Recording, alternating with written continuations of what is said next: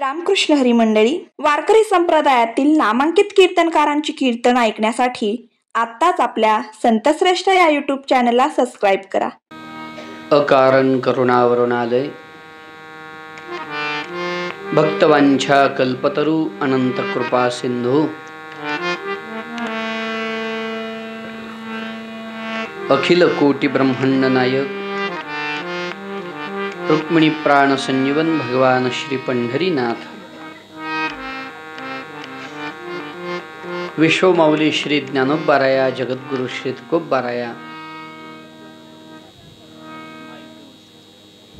आदि करून सर्व साधू संतांच्या कृपाशीर्वादाने पुण्य सलिला भगवती तेरणा मातीच्या पवित्र तीरावरती भक्ती देवी भगवती माकनाई मातेच्या चरण सानिध्यामध्ये तुम्हा सर्व भाविक सज्जन श्रोते मायबापांच्या उपस्थितीमध्ये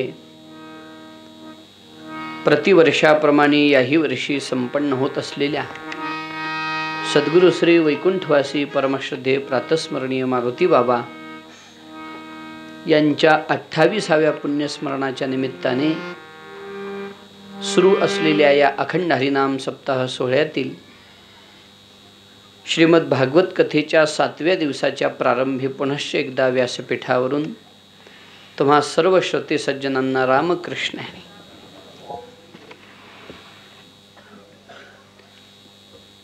गेली 7 दिवसापासून आपण सर्वजण भगवत गुणानुवाद करण्याच्या निमित्ताने इथे एकत्रित येत आहोत.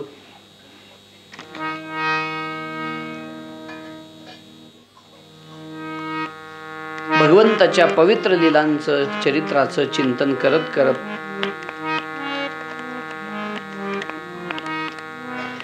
परीक्षित महाराज आणि शुकाचार्यांचा संवाद वास्तविक पाहता देवाची कथा ही आपल्या अंतःकरणाला आकृष्ट करणारी आहे. आपल्या मनाचा एक स्वभाव आहे, जिथं गोड लागलं तिथं राहावं. मग त्या मनाला कुठं गोड लावायचं ते आपल्या हातात आहे. ज्ञानोबा म्हणतात, मनोनी अनुभव सुखची कौतुके दावित जाई जय यया मनाचे ये कनिके. इथं एकनिके शब्दाने खूप गोष्टी घडतात बघा. या मनाचं एकच चांगलं आहे, बाकी सगळं वाईट आहे. सगळं वाईट आहे म्हणजे काय काय वाईट आहे त्याच्यासाठी शास्त्र पडले. या मनाचा न धरी विश्वा मनाजी पाटील देहगावचा विश्वास धरू नका त्याचा घात करील नेमाचा पाडील फासे. मनाचं वाईट लक्षण आहे. अजून काय या मनाचं लक्षण? अर्जुनाने 4 गोष्टी सांगितल्यात ना. चंचलम हि मन कृष्ण प्रमाथी बलवत दृढम. 4 गोष्टी आहेत. काय काय या मनाचं? पहिली गोष्ट आहे मन चंचल आहे. दुसरी गोष्ट प्रमाथी आहे. तिसरी गोष्ट बलवान आहे. आणि चौथी एक गोष्ट चांगली आहे ती म्हणजे दृढ आहे. एखाद्या गोष्टीत गुंतलं की सहजासहजी निघत नाही. चंचल आहे का? खूप चंचल आहे. नपुरती भ्रमणा दाही दिशा सप्तही पाताळे आकाशा. 10च्या 10 दिशाला सारखं भटकत राहणार आहे. नपुरती भ्रमणा दाही दिशा सप्तही पाताळे आकाशा. 7 पाताळात धावणार आहे. घाली उडी बळेची देखोनी फासा केलो या दोषा पाहुणा. असं हे मन. चंचल आहे. मन हे कैसे केवढे धरू जाता तरी न सापडे. एरवी राहटावया थोडे त्रैलोक्यया. निळिमा अंबरी मृगतृष्णा लहरी. ज्ञानोबराय म्हणतात या मनाचं वर्णन करताना, कसं आहे हे मन? आकाश निळा आहे की नाही? आकाशात निळा रंग कुठं आहे हो? कुठं आहे निळा रंग? पण निळं दिसतं की नाही? नाही म्हणावं तर दिसतं, आणि आहे म्हणावं तर शोधायला गेलं तर कुठं? निळिमा अंबरी मृगतृष्णा लहरी म्हणजे मृगजळ. मृगजळात पाणी दिसतं की नाही? धरायला गेलं तर. तसं मन या शरीरात चिरफाड करून शोधायला गेलं तर सापडत नाही. एरवी कसं आहे, वाया हे वाया मन हे नाव. एरवी संकल्पची सावेव जयाचे निसंगे जीव दशा वस्तू. ज्याच्यामुळं वस्तू म्हणजे आत्मतत्वाला जीवदशेला यावं लागलं ते मन, पण शोधायला गेलं तर कुठं आहे? मोठ्या मोठ्या न्यूरोसर्जनला सुद्धा सापडत नाही. भल्या भल्या अभ्यास करणाऱ्याला सूक्ष्मातिसूक्ष्म अत्यंत सूक्ष्म जे कुठल्या त्या हे बघायच्या वस्तूत सापडत नाही. सूक्ष्मदर्शी असतात ना त्याच्यात सापडत नाही. जसं आकाशातलं निळेपण आहे, जसं मृगजळातलं पाणी आहे, तसं हे मन आहे. बरं असं आहे की याच्याशिवाय काय होत बी नाही. जगातली कोणती गोष्ट आहे जी मनाशिवाय होते? थोडा थोडा परमार्थ सोडला तर. बऱ्याच लोकांचा परमार्थ मनात नाही, पण करावा लागतो म्हणून होतो. हे उगं बोलायचा विषय झाला, पण मनाशिवाय काही होत नाही. या मनाला मग आकळायचं कसं? दिसला असतं तर धरून आणला असतं, फील आला असता त्या मनाचा, अनुभवता आला असतं तर कसं तरी त्याला डायव्हर्ट करता आला असतं. मग या मनाला साठवायचं कसं? एका ठिकाणी आणायचं कसं? याला एकच उपाय आहे. देवानं केल्याशिवाय ते एका ठिकाणी येत नाही. तुकोबराय म्हणतात की नाही, तुझ्या केल्या विन तुझ्या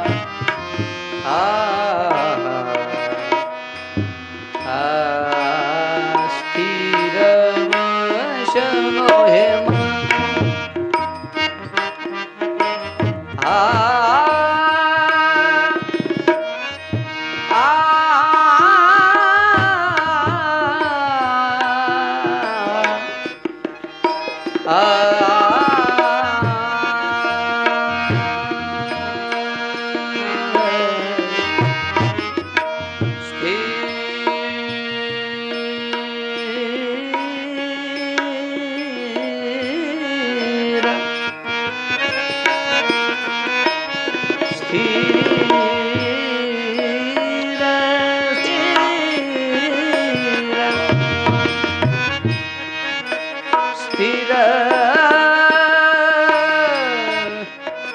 वश नोहे स्थिर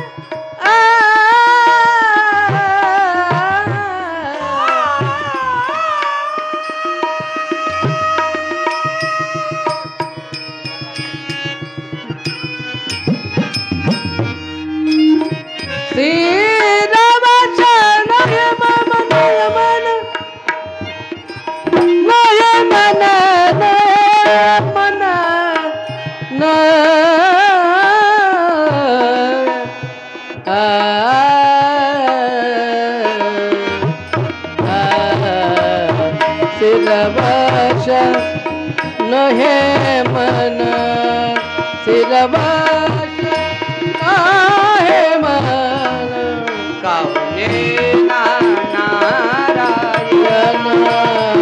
सांगू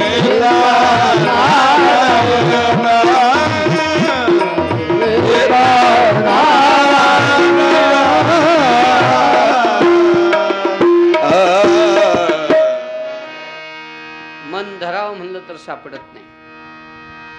मग त्याला आकळायचं कसं? एकच पर्याय, तुझ्या केल्या विन स्थिर वशन हे मन. देवानी कृपा करावी तेव्हाचे मन स्थिर होईल, एवढी गोष्ट.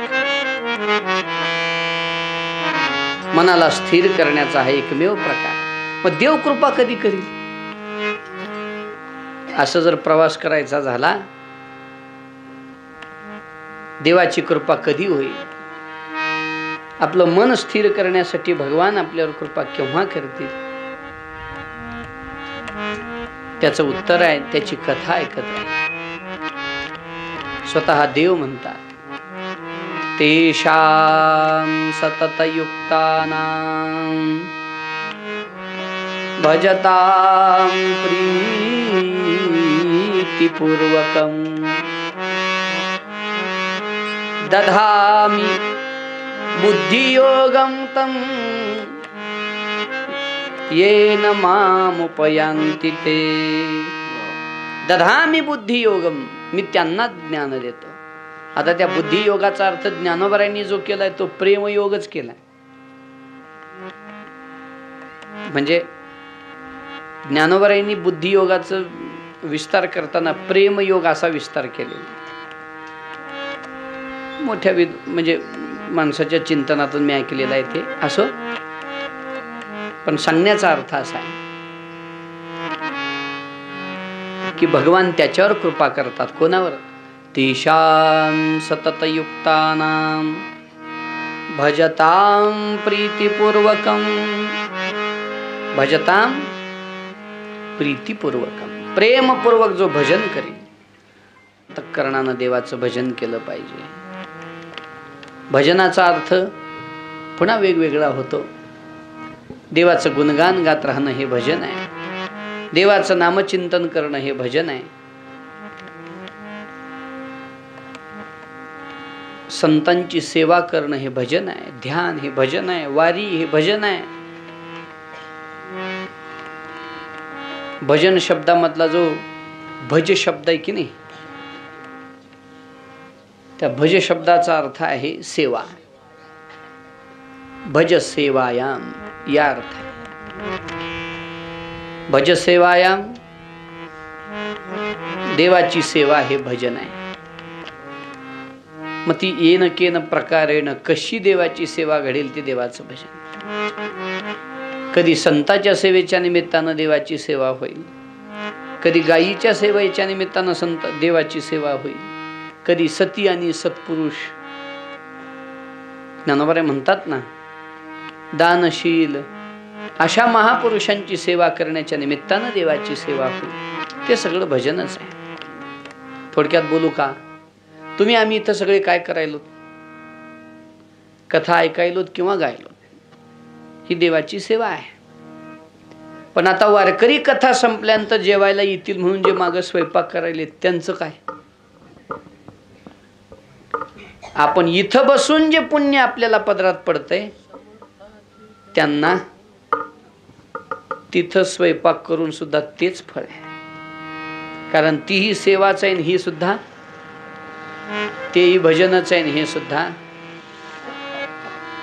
संध्याकाळी महाराजांच्या बाबांच्या मारुती बाबांच्या सेवेत आलेल्या वारकऱ्यांना खाऊ घालायचंय म्हणून एखादी माऊली 2 भाकरी करत असेल तर ते सुद्धा तिचं भजनच आहे. कोण जनरेटरची सेवा करायला ते त्यांचं भजनच आहे. कोण स्वयंपाकाची सेवा करते ते त्यांचं भजनच आहे. कोण इथं स्वच्छतेची सेवा करते ते त्यांचं. सगळे जेवण झाले की झाडून काढायची सेवा रात्री 12-1 वाजता सगळे करतात. ते काय आहे? भजनच आहे. ज्याच्यानं देवाच्या सेवेचा लाभ पदरात पडेल ते प्रत्येक कृती म्हणजे भजन आहे. भजन. मग त्यात शारीरिक, मानसिक, कायिक, वाचिक, मानसिक सेवा आपल्याला म्हणता येते. तुकोबारांनी एका अभंगात 3 सेवा मागितल्यात बघा. कायिक वाचिक मानसिक. पण तुकोबराच्या याच्यात म्हणायचं झालं तर मानसिक वाचिक आणि कायिक. कोणता अभंग आहे आपण रोज म्हणतो? हेची दान देगा देवा तुझा विसर न व्हावा. ही मानसिक सेवा. गुणगायीन आवडी मी अखंड तुझं गुणगान माझ्या मुखानं गावं, हेच माझं सर्वस्व असावं, हेची माझी सर्व जोडी. वाचिक सेवा. न लगे मुक्ती धन संपदा संत संग दे सदा. कायिक सेवा.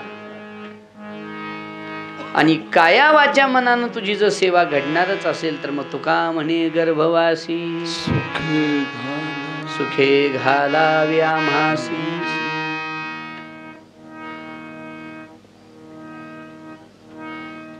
या अभंगावर खूप वेळा सेवा केली.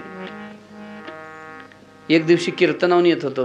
पूर्वी असं एवढं म्हणजे हे व्हायचं नाही, फक्त तुझा विसर न व्हावा ही मुख्य मागणी आहे. असं जर झालं तर आम्ही गुणगान तुझं गाऊ, आम्हाला सत्संगतीत ठेव असं म्हणायचं. एक दिवशी कीर्तनावून येता येता उगव मला असं म्हणजे माझंच ऐकायची सवय जरा जास्त आहे. माझंच म्हणजे मनाचं नव्ह, कीर्तन ऐकायची सवय आहे. हो, कीर्तनावर येत होतं, मला काहीतरी चुकल्यासारखं वाटायलं. माझंच ऐकायला होतं कीर्तन, पण चुकल्यासारखं वाटू लागलं. काय चुकलं बाबा, समाधानच वाटे ना. काहीतरी अभंगाची संगती चुकायल्यासारखं वाटलं. मग हा भाव सुचला की 3 सेवा तुकोबारांनी इथं मागितलेल्या. 3 प्रकारचं दान, कायिक वाचिक आणि मानसिक. या प्रकारानं देवाची सेवा करता येणं शक्य आहे. तर कथा कीर्तनामध्ये जी सेवा आपली होते, ही सेवा 3 प्रकारची एकदाच होते बरं का. कशी? कायिक सेवा होते, शरीराला कष्ट होतं ना, पाऊल होतो, कायिक सेवा आहे. बसलेल्या माणसानं तसं निष्ठेनं बसलं तर एक प्रकारची ती कायिक सेवाच आहे. वाचिक सेवा काय होते? सांगणाऱ्याची तर होतेच होते, पण ऐकणाऱ्यांनी सुद्धा मध्ये मध्ये भजन घेतल्यावर जर म्हणलं तर, आता न म्हणणाऱ्याचा भाग वेगळा, पण म्हणणाऱ्याचं सांगू लागलं. वाचिक सेवा होते. आणि मानसिक सेवा काय होते? ऐकत असलेली कथा कीर्तन त्याचं पुन्हा मनन करणं ही मानसिक सेवा आहे. या 3ही सेवा इथं घडतात. म्हणून कथा ही आपल्या मनाला स्थिर करण्यासाठीचं, सेवा करण्याचं मुख्य साधन आहे. म्हणून पुन्हा पुन्हा देवाची कथा श्रवण करावी. त्याच्यानं पदरामध्ये मोठा लाभ पडल्याशिवाय राहत नाही. कायिक वाचिक मानसिक सेवा जर इथं झाली, श्रवण झालं, मनन झालं, त्याचं जर निदिध्यासन झालं, तर पुढं मोक्ष ठरलेला आहे. म्हणून ज्ञानोबराय म्हणतात, इथं मोक्ष असे आईता श्रवणाची माझी. कलियुगा माझी करावे कीर्तन, तेने नारायण दिल भेटी. अशी या कथेची महिमा आहे. म्हणून आपण गेली 7 दिवसापासून भगवत चर्चा करण्याच्या निमित्ताने इथे एकत्रित जमत आहोत. आणि तसाच जर विचार केला तर जवळजवळ ही 10वी कथा आहे आपली. आता आपण दरवर्षी इथं ही बाबांच्या सेवेमध्ये सेवा समर्पित करत आहोत. देवाचं चरित्र श्रवण चिंतन मनन करण्याच्या निमित्ताने इथे एकत्रित आलोत. कालपर्यंत आपण आपल्या कथेमधला भाग पाहिला होता. भगवान श्री कृष्ण परमात्मा थोडेसे मोठे झाले, रांगू लागले, रांगता रांगता चालू लागले. चालताना भगवान टेका धरून चालतात. सगळ्या जगाला आधार कोणाचा आहे? बोला की.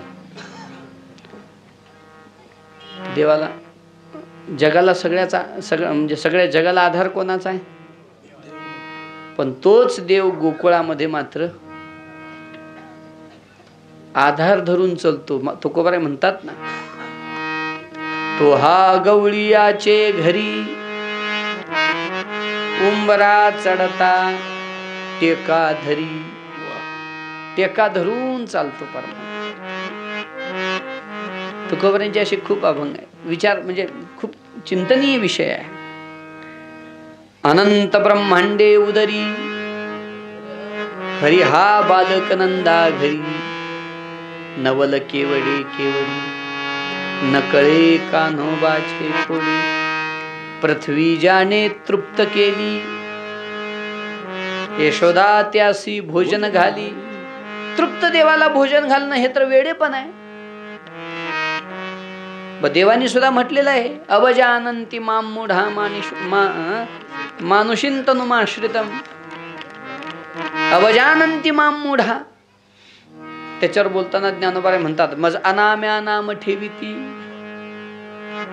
पुढं अरूपा रूप दाविती.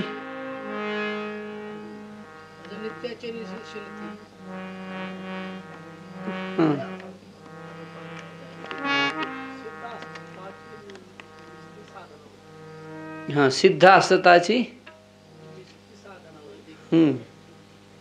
नवव्या अध्यायात आलेल्या ओव्या आहेत ना सगळ्या. आता मला वयामानाने ध्यानात राहणं जरा.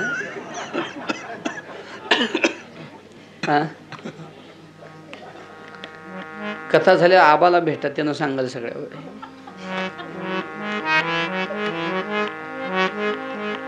आणि त्याला जर नाही जमलं तर त्याचा गुरु आहे जवळ त्याच्या.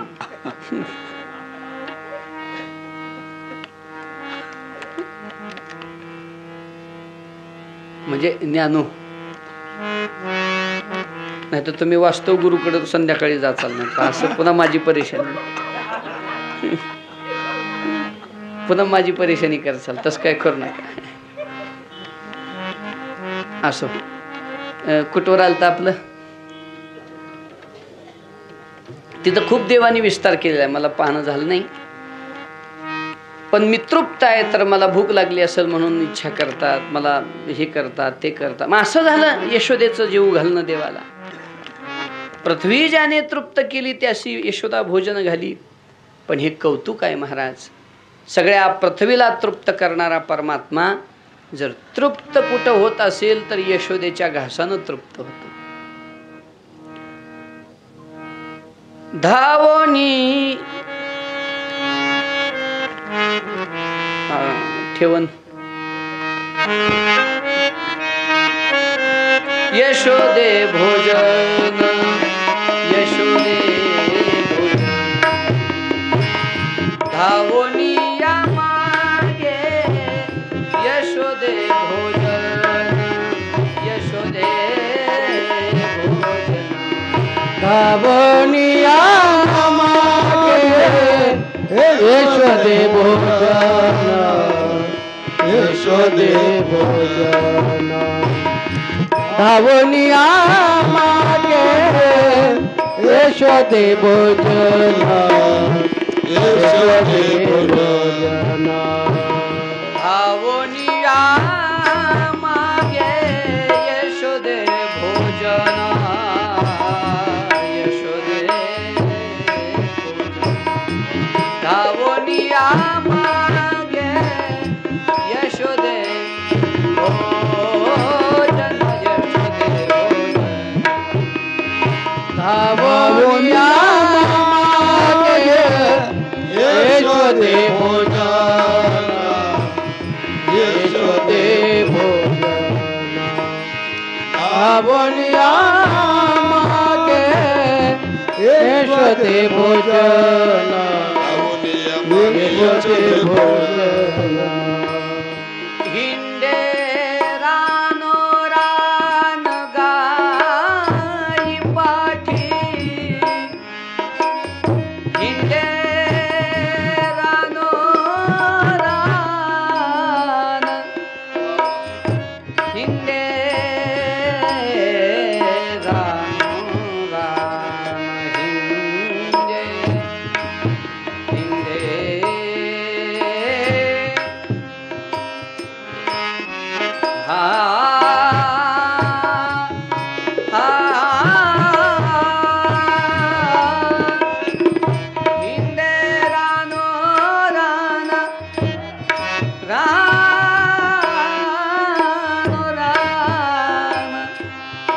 गाई पाठी गाई पाठी हिंडे रानो रान गाई पासी हिंडे रानो रान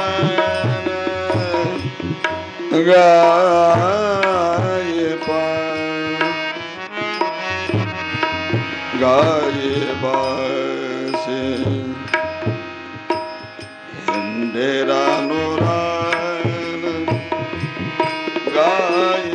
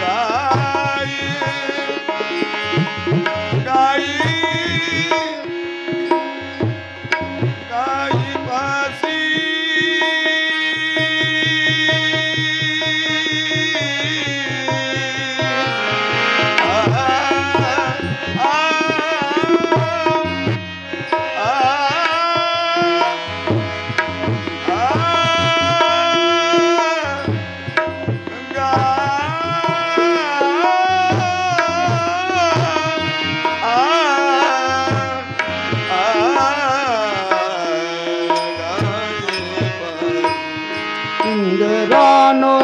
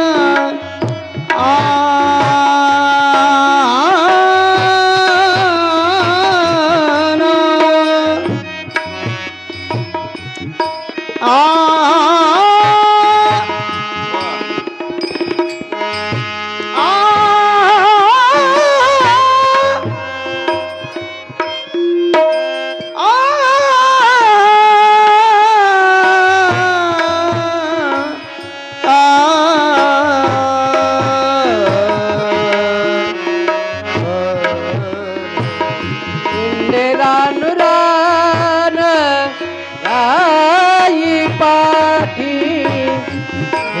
रानो रान गाई पाठी हिंडे रानो रान गाई पाठी मागे यशोदे भोजन यशोदे भावनिया मागे यशोदे भोजन यशोदे भोजन भावनिया मागे यशोदे भोजन यशोदे भोजन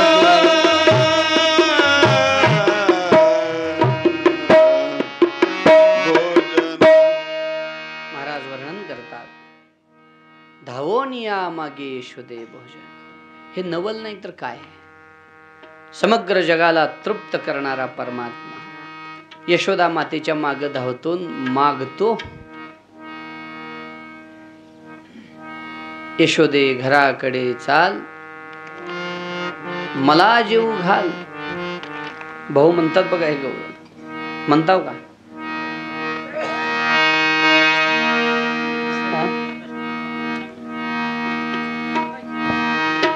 यशवंते तू घराकड चाल, घराकड चाल, घराकड चल चल चल चल चल चल चल. आई ग मला लवकर जेऊ ग, आई ग मला लवकर जेऊ ग, आई ग मला लवकर जेऊ ग, आई ग मला लवकर जेऊ घाल, आई ग मला लवकर जेऊ घाल, आई ग मला लवकर जेऊ घाल. यशवंते तू घराकड चल, घराकड चल, घराकड चल चल चल चल चल चल चल चल. आई ग मला लवकर जेऊ ग, आई ग मला लवकर जेऊ ग, आई ग मला लवकर जेऊ घाल, आई ग मला लवकर जेऊ घाल. साध्या गव्हाची पोळी लाटी मला करून दे गे मोठी, अडवित नाही मी गुणासाठी. यशवंते तू घराकड चाल, घराकड चाल, घराकड चाल चाल चाल चाल चाल. आई ग मला लवकर जेऊ ग, आई ग मला लवकर जेऊ घाल, आई ग मला लवकर जेऊ घाल. साध्या गव्हाची भाकर करी वर्धाय कांद्याची कोशिंबीर,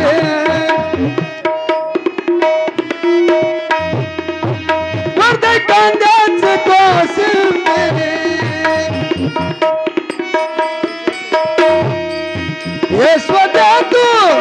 यशवंते तू घराकड चल, घराकड चल, घराकड चल चल चल चल चल चल चल. आई ग मला लवकर जेऊ ग, आई ग मला लवकर जेऊ घाल, आई ग मला लवकर जेऊ घाल, आई ग मला लवकर जेऊ घाल.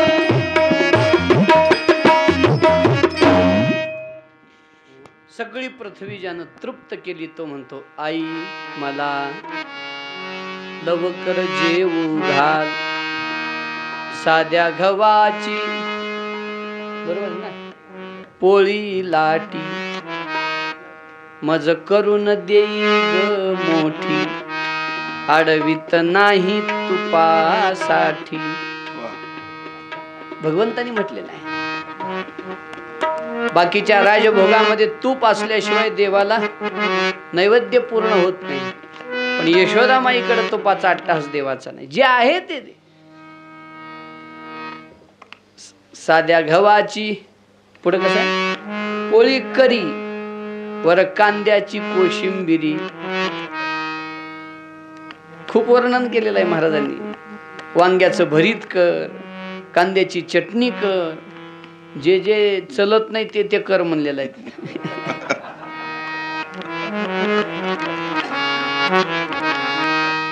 सांगण्याचा अर्थ असा आहे समग्र विश्वाला जीव घालणारा तिथं भुक्या असतो आणि त्याला तृप्त करण्याचं सामर्थ्य यशोदामाईच्या हातात आहे. एक हरिद्वार क्षेत्रामध्ये बिंदूजी महाराज होऊन गेले.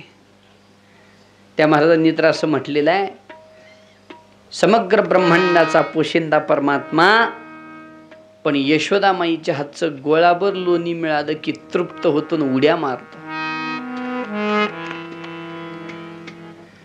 जिनकी केवल कृपा दृष्टि से सकल सृष्टि को पलते देखा, उनको गोकुल के गो रस पर 100 बार मचलते देखा.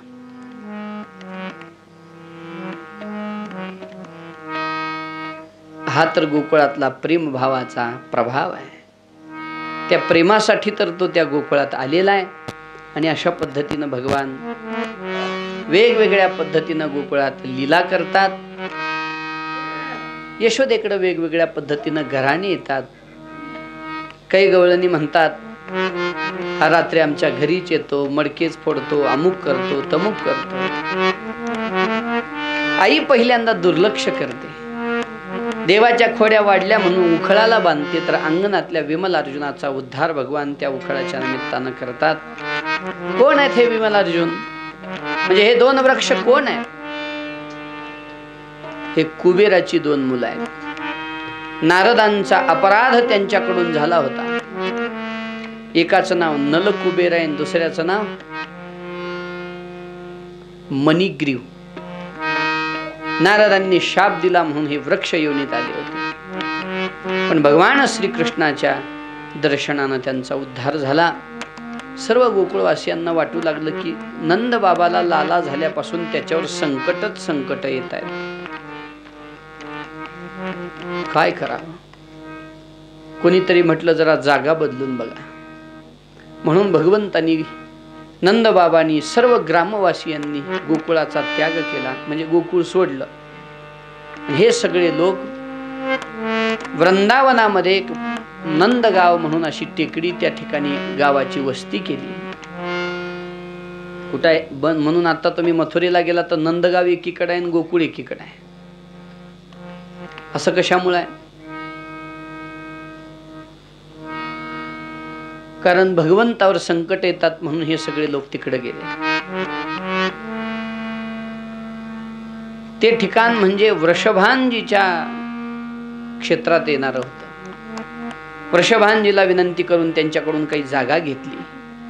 त्या ठिकाणी नंदगावाची स्थापना झाली आणि सर्व लोक त्या नंदगावामध्ये राहू लागले. नंदगावात राहत असताना भगवंताच्या खोड्या काही थांबल्या नाही. तिथूनच बरसाण्याचा संबंध येतो, म्हणजे राधा मैयाचा संबंध येतो. देवाच्या खोड्या सुरू राहिल्या. भगवान लीला करतात, वेगवेगळ्या पद्धतीनं गवळणी गराणी सांगतात. सर्वांना देवाच्या बालपणातल्या खोड्या ज्ञात आहेत. सर्व गोपाळांना एकत्रित जमवायचं. एक दिवस भगवंतांनी सर्व गोपाळांना सांगितलं, चला रे आज आपल्याला खोडी करायची, दही दूध खायला जायचं. सगळे गोपाळ म्हणले, मग देवा दही दूध खायला जायचं म्हणल्यावर काही तर गबाळ घेऊन जावं लागेल की सोबत. बेसावध राहून कसं जमतंय? ज्ञानोबरायांनी पण वर्णन केलेलं आहे ना, शिकारीला निघालेला पारधी काय काय घेऊन निघतो. फास वागूर अमुक तमुक ज्ञानोबराय सांगतात. तसं काय काय घेऊन जावं लागेल आपल्याला. देवानी सांगितलं, घ्या रे सामग्री चोखट, खडे काट्या काठे नीट. देवानी सांगितलं, चला मोठमोठे जरा बऱ्यापैकी खडे घ्या. खडे बर का, दगड नाही. खडा दगडात काय फरक? खडा म्हणजे उगा आपली खेळायची गोटी वगैरे असते त्या मापातला खडा. खडे घ्या. एकाने विचारलं, कशासाठी? म्हणले, अरे शिंके वर उंच लावलेले असतात. कोणतं भरलेलं आहे कोणतं रिकामा, ही खडा मारायचं आणि बघायचं. खडा मडक्याला लागला आणि खन म्हणून वाजलं की ओळखायचं रिकाम आहे, द्या सोडून. आणि धब म्हणून वाजलं की ओळखायचं. आणि मग आपल्या हातात असलेल्या ज्या लांब लांब काठ्या आहेत त्या काठ्यानं ते मडके फोडायचे. एकाने विचारलं, काटे कशाला सांगितले देवा तुम्ही? काटे म्हणजे कोणते कळलं की? सराटे. सराटे गोखरू सराटे, त्याला 3 काटे असतात. कसं बी पडलं तर एक काटावरच राहते. म्हणजे ते कशासाठी देवा? समजा म्हणले आपण दही दूध खाण्यामध्ये मग्न झालं आणि आपल्याला पकडायला हळूच एखादी गवळण जर आली, पटकन तिच्या पायात काटे टाकायचे ना आपण पळायचं. म्हणजे आपल्याला मोडणार नाहीत का? आता आपणच टाकणार म्हणजे चप्पल घालूनच जायचं आपण. एकाने विचारलं, म्हणजे देवा आपलं ठीक आहे, गवळणच चप्पल घालून आली तर? देव म्हणले, आरती काय कलियुगातली गवळण आहे का घरात चपला घालायला? गोपाळ म्हणले, तसं नाही देवा, पण सेफ्टी ते म्हणतात ना, थोडं हे राहावं म्हणून जर तिनं ते चप्पल घालून आली तर? देवाने सांगितलं, मग एक काम करा, माती घ्या. माती. माती कशी घ्या? आपल्या भाषेत फपुटा घ्या, असं वस्त्रातून गाळून गाळून गाळून माती घ्या मऊ मऊ. आणि कशासाठी म्हणले, जर गवळण चप्पल घालून आली तर पटकन तिच्या डोळ्यात माती टाकायचं आणि आपण पळ काढायचा. एकानं म्हणला, माझ्याकडे बी एक डाऊट आहे देवा, समजा ती गवळण गॉगल घालून आली तर? देव म्हणले, आता असले जर विचार करायचे असतील तर बसा म्हणे तुम्ही. तो का म्हणे, सांडा घाटे तेने नका भरू पोटे, ज्याला खायचं आहे त्याने गपचूप चला. देवाने सगळी सामग्री घेतली आणि मग रोज एका घरी भगवान जेवायला म्हणजे आपलं दही दूध खायला जायचे.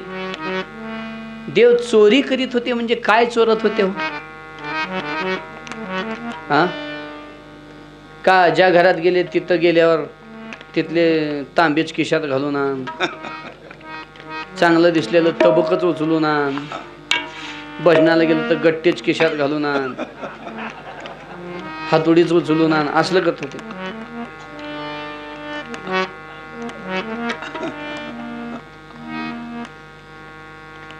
काय काय भजन करी भजनाला गेली टाळ खिशात घालून आणते.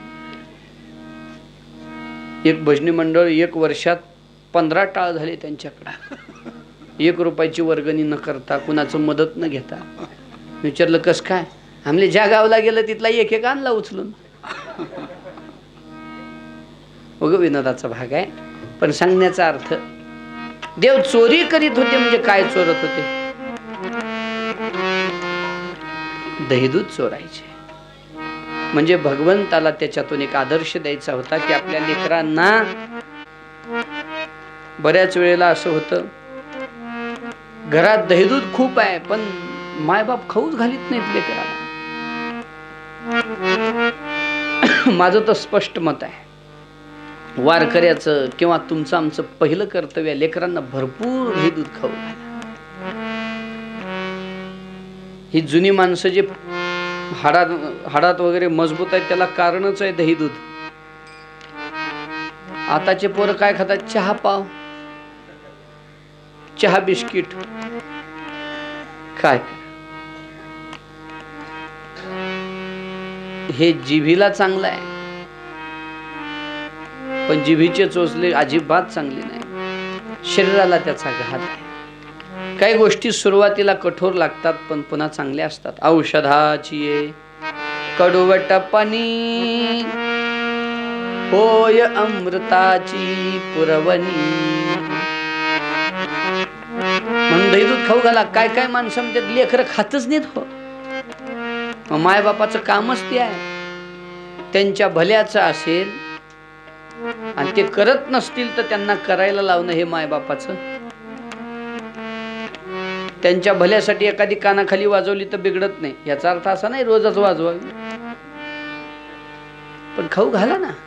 काय काय माय आमच्यात माय काय सांगते, आमच्या पिंट्यानं तर का म्हणजे बारक्या बरं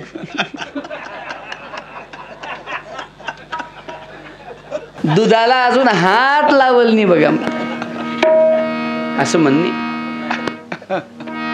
उलट अहो तुम्ही तिकडे बघू नका, मी बघणारच नाही आता.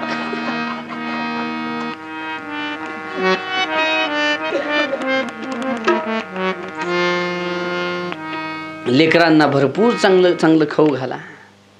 हे पावन हे ते असलं खाऊ घालण्यापेक्षा भाजी भाकरी खाऊ घाला. दूध नसेल घरात तर, पण हे खाऊ घाला. सध्या लोकांचं असं झालेलं आहे की चहा पाव, चहा बिस्किट सकाळचा नाश्ताच आहे. अहो भारतीय भौगोलिक दृष्टीनं सकाळचं जेवण असं तैट झालं पाहिजे उगा. तैट कळलं नाही तर आईट झालं पाहिजे उगा. पुन्हाची जेवण कशी व्हायची तसे होते. दुसऱ्या तिसऱ्या जेवणाला आपल्या आयुर्वेदामध्ये जास्त महत्व नाही. पहिलं जेवण पोट भर म्हणून जुने लोक म्हणायचे न्याहारी रट्टून करा हो, पुन्हा काय बघत. सकाळचं जेवण राजासारखं, दुपारचं जेवण व्यापाऱ्यासारखं किंवा प्रवाशासारखं, आणि संध्याकाळचं जेवण भिकाऱ्यासारखं. बघा आपलं काहीतरी खावण पाणी पिऊन झोपावं. आरोग्याला काहीच होणार नाही. ही नवीन प्रथा निघाली की रात्रीचं जेवण रट्टून जेवतात माणसं.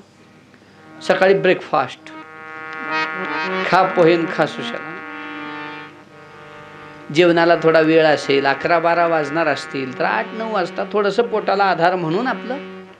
ही एका दृष्टीनं काय म्हणावं त्याला, हा अपवाद आहे. नाश्ता म्हणजे अपवाद आहे. अपवाद, राजभोग नाही तो, अपवाद आहे. अपवाद म्हणजे कधीतरी करण्याच्या दृष्टीनं वगैरे वेळ होणार असेल तर थोडंसं आपलं पोटाला आधार द्यावा म्हणून तो अपवाद आहे. पण लोकांनी अपवादाला नियम बनवले. बऱ्याच लोकांकडून असं होतं की अपवादाला नियम बनवायची पद्धत सुरू झाली. पण नाही, आपलं कर्तव्य आहे.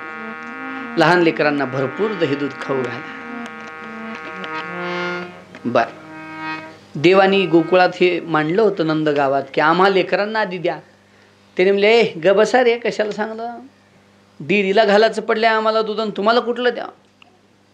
देव म्हणले, बर आम्हाला घ्यायचं कळतं म्हणून देवानी दह्या दुधाची चोरी केली. गोपाळांना भरपूर दही दूध खाऊ घातलं. वेगवेगळ्या पद्धतीनं यशोदेकडे घराने येतात. यशोदा एक दिवस चिडली, आपल्या घरातलं दही दूध आणून अंगणात बसली. बाई घरानं सांगायला आली की म्हणा, हे बघ तुझ्या घरातलं खाल्लंय का, घेऊन जा, जेवढं खाल्लंय तेवढं घेऊन जा. मही की मटकी भरी आंगन में आन धरी, तोल तोल लीजो सखी, तोल तोल लीजो सखी, जाको जे तो खायो है, गारी नाही दीजो, गरीबन को जायो. माझ्या लेकराला चोर म्हणायचं नाही. चोरतो चोरतो चोरतो म्हणून चोर म्हणाल, उद्या त्याच्या लग्नाला पुन्हा पोरगी कोण देणं गेल्यावर कसं करावं.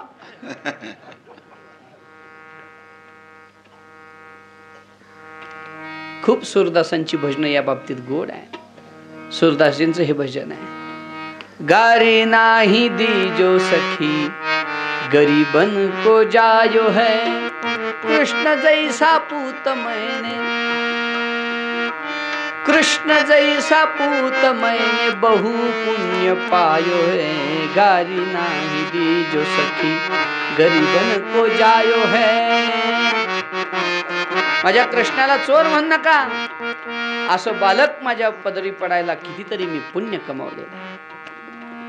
गवळणी म्हणले, अगं यशोदे तुला चुकीचं वाटलं, आम्ही घरानं सांगतो म्हणजे आमच्या घरातलं संपू लागलं म्हणून नाही, उलट त्यानं खाल्ल्यावर तर आम्हाला आनंद वाटतो. यापेक्षा पुढचं, दुनी होती त्याचा मानिती संतोष. तुकोबाराय म्हणतात, देवाने आज चोरी केली की उद्या दुपट डबल व्हायचं, पण त्याला चोरीची सवय लागू नये म्हणून आम्ही म्हणतो. यशोदेनं सांगितलं, काय घरानं सांगायचं नाही, पकडून दाखवलं तर मी खरं मानीन. पण वेगवेगळ्या पद्धतीनं यशोदेकडे घराने येतात. आता विस्तारानं पाहत बसण्यापेक्षा थोडक्यात पाहायचं झालं तर एकनाथ महाराजांनी एका गवळणीत त्याचं वर्णन केलेलं आहे. आता बहुती गवळण म्हणतील, आपण एक एक चरणाचा अर्थ करीत करीत गवळण पूर्ण करू. यशोदे ग बाळ तू जाताना, यशोदे बाळ तू जाताना, यशोदे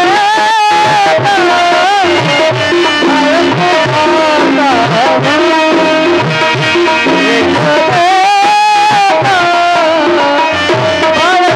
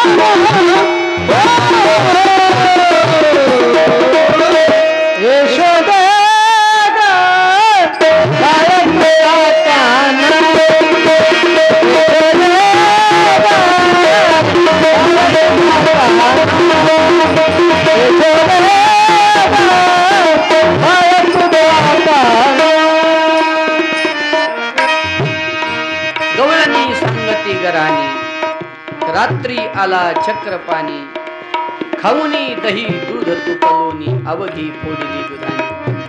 महाराज वर्णन करतात, गवळणी घरानं सांगू लागल्या, काय यशोदे, रात्री आमच्या घरी आला, दही दूध खाल्लं, सगळे मडके फोडले, असं एक घरानं सांगू लागली. पहिलीच घरानं होतं न होतं तोपर्यंत दुसरी घरानं घेऊन आली आणि सांगितली, यशोदे दुसरी गवळण आली धावता, याने ग माय काय केली मार, याने ग बाई काय केली मार, याने ग बाई काय केली मार. गळामध्ये हात घालीत मुखासे मुख चुंबन देत, मुखासे मुख चुंबन देत, मुखासे मुख चुंबन देत. बाया कुणा सावरीना पोटवर सोसू दिनाला, बाया कुणा सावरीना पोटवर सोसू दिनाला.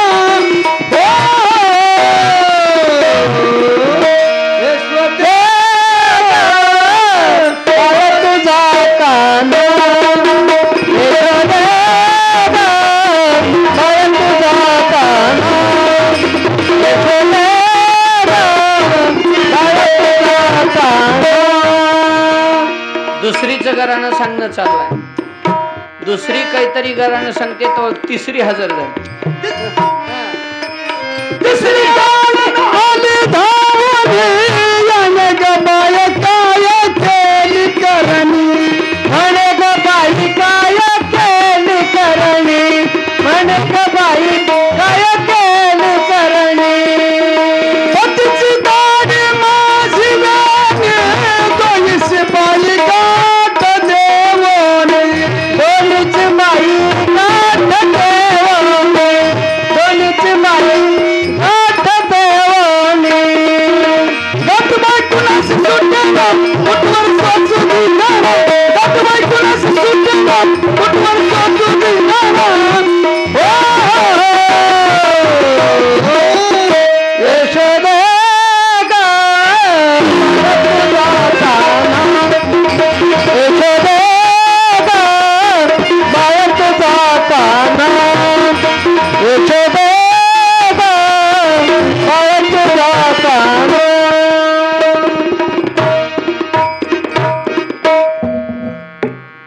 तिसरी गवळण आली धावोनी, याने बाई काय केली करणी, पतीची दाढी माझी वेणी, दोन्हीची गाठ देवोनी.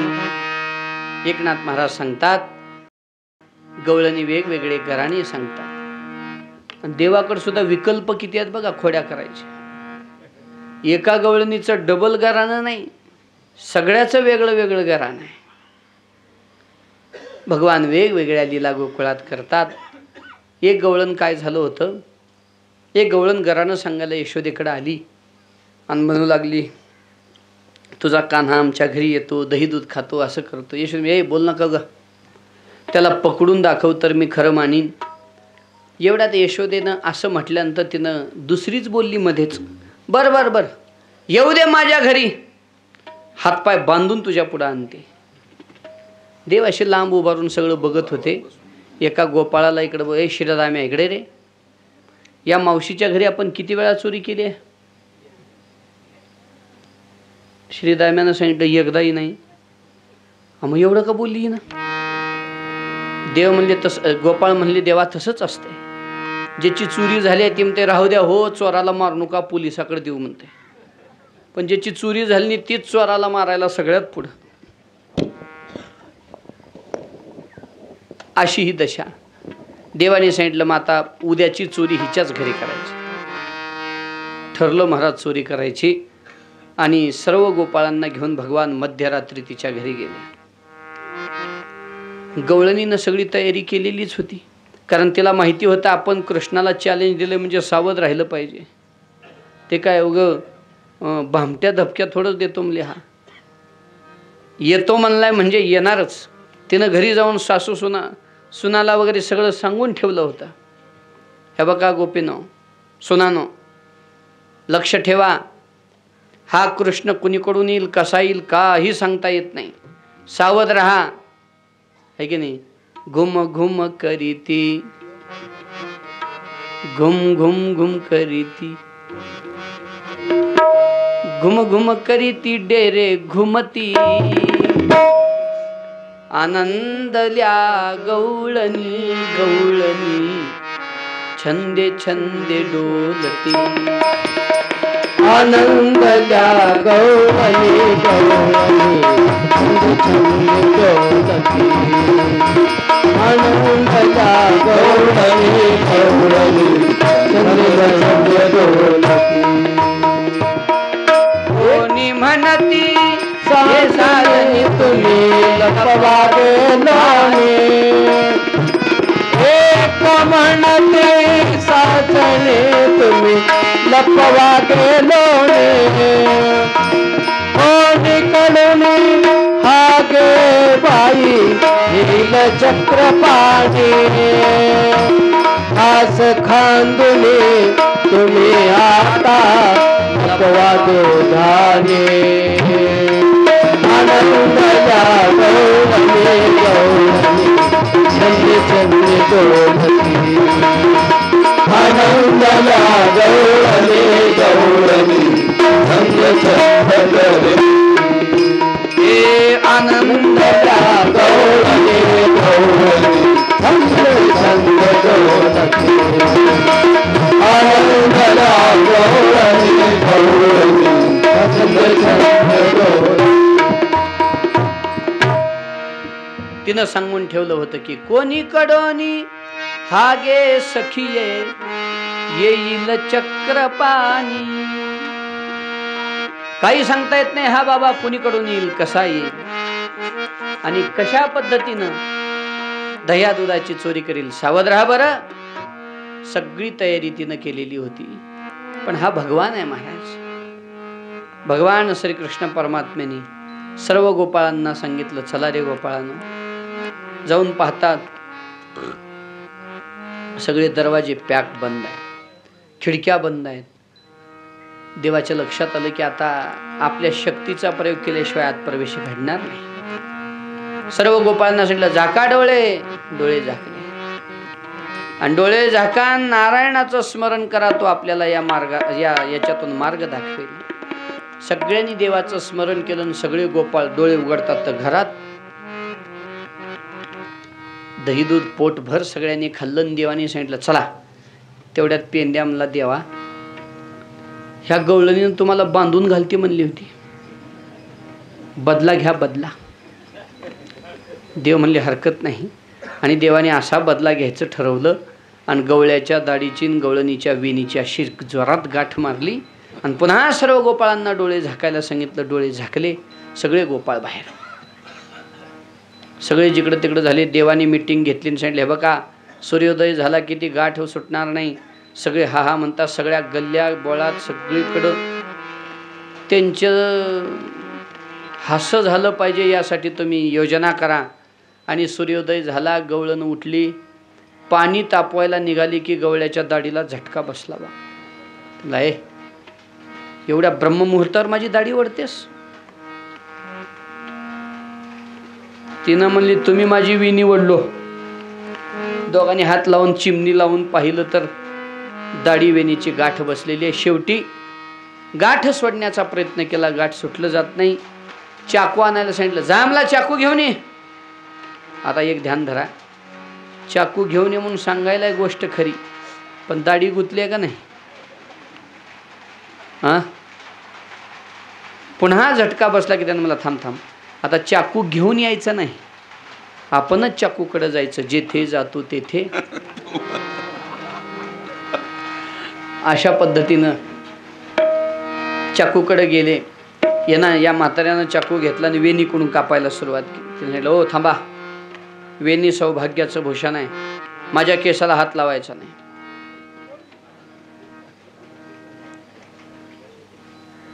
तिनं चाकू घेतली आणि ह्याच्यात दाढीकून कापायची. त्यानं म्हटलं, थांब, माझी दाढी देवाला सोडलेली दाढी आहे. गाठ सुटली नाही, कापता आली नाही, जाळायला गेलं तर जळली नाही.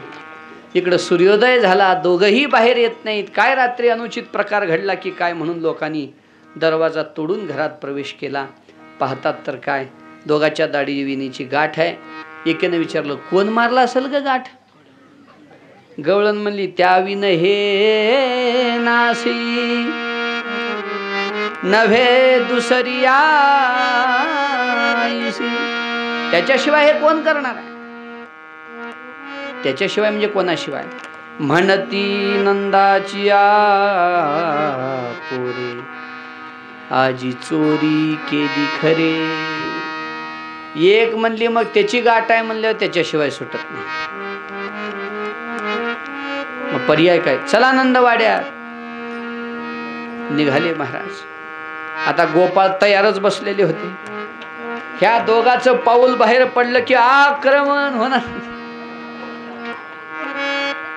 सगळे तयार बसलेले. हे दोघं बाहेर आल्याबरोबर ज्या वाटेनं हे दोघं निघाले त्या वाटेनं पुढं गोपाळ. बाहेर या, घरात बसलेले बाहेर या. गावात आलेलं सर्कस, कवानं पाहिलेलं सर्कस, बाहेर या. सगळ्या गावात या दोघांच्या दाढीविणीची गाठण हे सगळं निघालं महाराज. देवाच्या लक्षात आलं हे सर्कस नंदवाड्यावर गेलं तर आपलं काही खरं नाही. मध्येच भगवान कुठंतरी गाठ पडले. देवानी पाहिल्याबरोबर गाठ सुटली. पण गोपी मात्र टेन्शन मध्ये. आणि तिनं जाऊन यशोदेला घरानं सांगितलं. तिसरी आली धावोनी याने बाई काय केली करणी. पतीची दाढी माझी वेणी दोन्हीची गाठ देवोनी. गाठ कोणाशी सुटे ना कुठवरी सोसू धिंगाणा. यशोदे बाळ तुझा काना कुठवरी सोसू धिंगाणा. असे वेगवेगळे घराणे भगवंताचे यशोदेकडे येतात. आई तरी लक्ष देत नाही. पण एक दिवस मात्र सगळ्या गोकुळातल्या गवळणी एकत्रित आल्या. अवघ्या मिळोनी गवळणी आल्या नंदाचे अंगणी. आम्ही जातो गोकुळ सोडोनी आमुच्या सुना घेवोनी. हे बाई आम्हासी पहावे ना यशोदे बाळ तुझा कान्हा कुठवरी सोसू धिंगाणा. आम्ही गोकुळ सोडून जातो म्हटल्यानंतर आईला राहवलं नाही. ज्यांच्या बरोबर आम्ही इतके दिवस राहावं, ज्यांनी इतकं आमच्यावर प्रेम करावं, ते जर माझ्या मुलामुळे दुःखी होत असतील, गाव सोडण्याची भाषा करत असतील, तर मग मात्र आईनं कृष्णाला बोलवलं. सांगितलं, का रे बाबा, काय उणे का करीतोसी चोरी. किती सांगू तरी नाही कशी हरी. काय कमी पडलं तुला, का चोरी करतोस. आईसे ऐकता गरानी यशोदे नयनी आले पाणी. कृष्णा खोडी दे टाकूनी एका विनवी जनार्दनी. आईच्या डोळ्यात पाणी आलं. बडो घरानो नंद बाबाजी नित्य नवा माखन होय. चोरी काहे करत कन्हैया किती समजावू तू. किती समजवा. काच खोड्या करतोस, का चोरी करतोस, काय उन केलं होतं का मी तुला. आईच्या डोळ्यातलं पाणी पाहिलं. मग मात्र कान्हाला वाईट वाटलं. आईच्या डोळ्यातलं पाणी पाहून भगवंतांनी ठरवलं की आजपासून खोडी करायची नाही. कोणीतरी एक गवळण आली, सांगितलं, अगं लेकराला काय बोलतेस, गणपतीचं व्रत कर.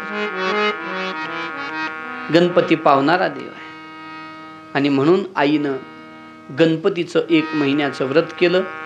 देवालाही गणपतीचाही मान ठेवायचाच होता आणि आईचे अश्रू पाहिल्यामुळे देवाची इच्छा चोरी करण्याची राहून गेली.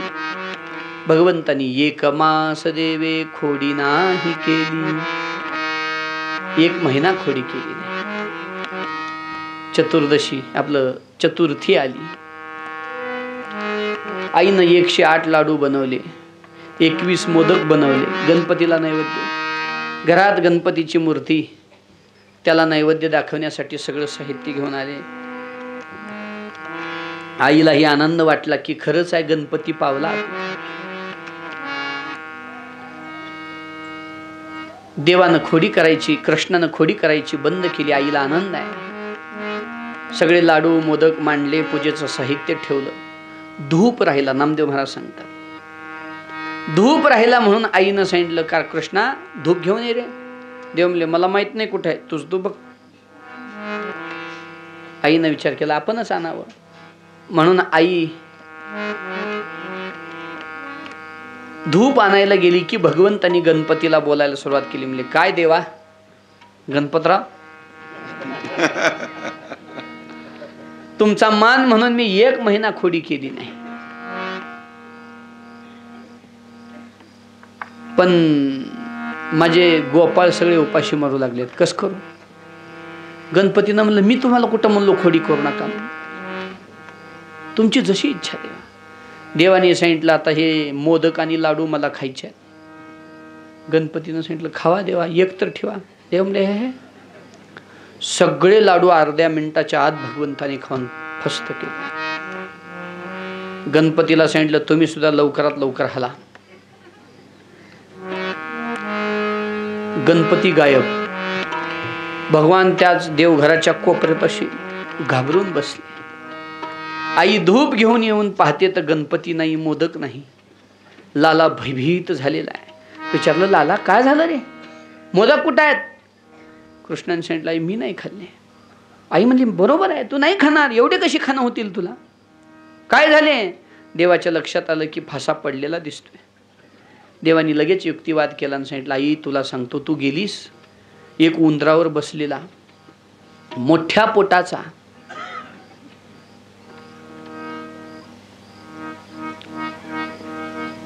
एक लांबक्या नाकाचा देव आला. गणपती म्हटलं नाही, तू जशी मूर्ती ठेवली होतीस काही तर तसला असंख्य उंदर, त्याच्यात एक मोठा उंदीर, त्याच्यावर तो बाबा बसलेला. आणि मग त्यानं सगळे मोदक खाल्ले. त्याचं ते भयंकर रूप पाहून माझ्या तोंडातून ब्र शब्द निघाला नाही. आईनं हात जोडले, म्हणजे पावला ग माय गणपती. गणपती म्हणत होते मला उपाशी मारलं ह्या कान. पण देवाच्या खोड्या बंद झाल्या, पण गोपाळांची उपासमार सुरू झाली. हे होणं स्वाभाविक आहे. पुढाऱ्यानं राजकारण सोडलं की कार्यकर्त्याची उपासमार होणारच. म्हणून गोपाळांनी देवाला आग्रह केला कृष्णा आता तुम्हीच कृपा करा, आमच्या पोटाची व्यवस्था करा. देवानी सांगितलं अरे आई रडलेलं तुम्ही पाहिलं नाही का. आईला रडवून आपण चोरी करण्यात काय अर्थ आहे. गोपाळ म्हणले ते आम्हाला ठाऊक नाही. आई रडू नाही वाटतं ना, मग तुझ्याच घरचं खाऊ घाला मला. देवानी सांगितलं माझ्या घरचं खाऊ घालायला अडचण नाही, पण आईनं पाहिलं तर कायमची भाकर बंद होईल. मग गोपाळ म्हणले आम्हाला ते माहिती नाही, तू आम्हाला खाऊ घातलं पाहिजे. आणि सर्व गोपाळांच्या आग्रहाखातर भगवंतानी आपल्याच घरी चोरी करायचं निश्चित केलं. गोपाळांना सांगितलं दुपारच्या वेळेत माझी आई झोपलेली असते, त्या वेळेत आपण सर्वजण नंदवाड्यात प्रवेश करू आणि आई उठायच्या आत दही दूध खाऊन वाडा सोडू. गोष्ट ठरली. देवानी सगळ्यांना ताकीद केली. याल तरी या रे लागे, अवघे माझ्या मागे मागे, आजी देतो पोट भरे पुरे म्हणालो. पण कसं या, हळू हळू चाला, पावलाचा आवाज होऊ देऊ नका. आईची झोप माझी खूप सावध आहे. कोणी कोणाशी न बोला, कोण कोणाला बोलू नका, गोंधळ करू नका. आणि जर असं केला तर तो का म्हणे सांडा घाट. तेने नका भरू पोटे. गोपाळांनी आज्ञा मान्य केली. दुपारच्या वेळेला आई झोपलेली असताना वाड्यात प्रवेश केला. श्रीराम्या आणि मधुमंगलला सांगितलं, आई ज्या खोलीत झोपली त्या दरवाजात उभा राहा. कशासाठी? आई जरा हालचाल केली की पळत यायचा, आम्हाला इशारा करायचा, सगळ्यांनी पळ काढायचा. ह्यांनी म्हणले आमच्या पोटाचं कसं? देवाने सांगितलं तुम्हाला स्पेशल व्यवस्था, तुमच्यासाठी एक मडकं आम्ही काढून ठेवू. आणि दही दूध खायला सुरुवात झाली. पण श्रीदाम्याला दम निघना. श्रीदाम्यानं मधुमंगलला सांगितलं, मधुमंगल ही असला गोंधळ करू लागल्यात, आई उठल्यावर आपल्याला काय ठेवणार आहेत मडकं? मी एक काम करतो, तळहातावर गोळाभर लोणी घेऊन येतो, इथं खात उभारतो, तोपर्यंत तू इथं उभा राहा. मी आलो की पुन्हा तू जा, म्हणजे गार्डिंग बी होईल आणि खाणं बी होईल. मधुमंगलला मान्य झालं. श्रीराम्या गेला. एक गोळा लोणी हातावर घेतलं, चाखलं. ते खात खात महागारी येईपर्यंत हातावरचं संपलं. विचार केला अजून एक घेऊन यावं. तिकडंच गेला, अर्धा तास आला नाही. श्रीराम्यानं विचार केला, त्यानं गेला, तिकडंच गेला, आपलं बी खायचं राहून जाईल. तोही आला आणि खाण्यामध्ये इतके मग्न झाले. काय नंदबाबाच्या घरचं लोणी महाराज.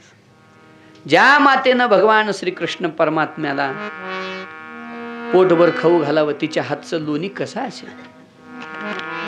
ज्या गोमातेला भगवान श्रीकृष्णाने पाठवून हात फिरवावा, त्या गोमातेचं दूध, दही, लोणी कसं असेल? ती काय बोलायची चालायची गोष्ट आहे? कैवल्यम नवनीतहार मनाहारम भुवनाहारम. नंदबाबाच्या घरचं लोणी म्हणजे कैवल्यम.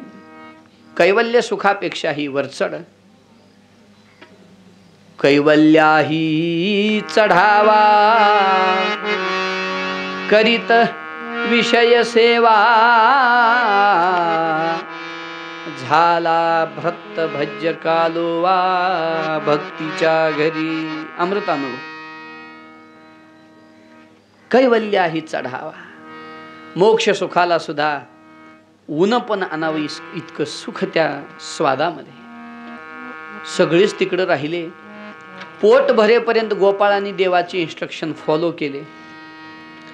पण जेव्हा पोट भरलं तेव्हा पोराची कुजबूज सुरू झाली. आता पोरांची कुजबूज म्हणजे चांगली आवडभर ऐकू जाते. त्यानं म्हणायचं कसलं भारी लागलं लय बे. त्यानं म्हणायचं होई र लयच भारी आहे. त्यानं म्हणायचं काय चवा. लोक पोरांच्या ध्यानात राहिलं नाही, कोणी कोणाशी न बोला. कुजबूज सुरू झाली. त्या कुजबुजीचं हळूहळू हळूहळू रूपांतर बोभाटात झालं. बोभाटात झाले मग पोट केला गड्यांनी बोभाट. तुकोबाराय म्हणतात गोपाळांनी असा गोंधळ घातला. आईने डोळे उघडले, पाहते तर काय, सगळे गोपाळ दही दूध खातायत आणि सगळ्याचा मोहरक्या आपला कृष्ण आहे. आई उठलेली पाहिले, जे सगळे पळाले. आता शिंके उंचावर होते म्हणून देव दोघा तिघाच्या खांद्यावर चढून शिंक्यावर उभे होते, म्हणजे शिंक धरून उभे होते. खालचे पळून गेले, देव लटकले शिंक्यालाच. आई छडी घेऊन हातात छडी घेऊन आली. देवाला मारणार इतक्यात भगवंतांनी उडी टाकली, देव पळाले. आई छडी घेऊन मागस गावभर पळाली. देव सापडले नाहीत. आई म्हणायची थांब का न्या.